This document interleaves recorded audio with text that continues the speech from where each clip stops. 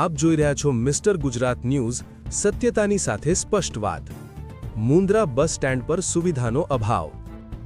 Gujarat state road transport corporation depot Mundra. રાત્રે શૌચાલય બંધ, મુસાફરો પરેશાન। મુન્દ્રા બસ સ્ટેન્ડ ખાતે રાત્રે અંદાજે 8:30 વાગ્યે જાહેર શૌચાલય પર તાળા મારી દેવામાં આવતા મુસાફરો ભારે મુશ્કેલીમાં મુકાઈ રહ્યા છે।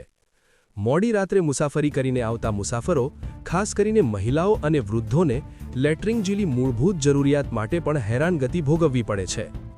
સ્થાનિક નાગરિકોમાં ભારે રોષ જોવા મળ્યો છે।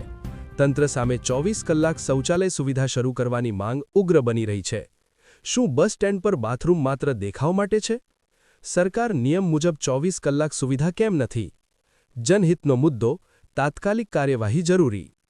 અહેવાલ સમા અબ્દુલ મજીદ, જાગૃત નાગરિક, મુન્દ્રા, કચ્છ।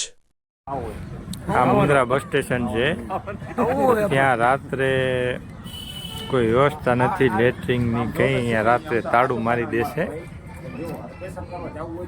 રાત્રે કોઈને પેશાબ કરવો હોય કે કંઈ હોય તો કંઈ સુવિધા નથી।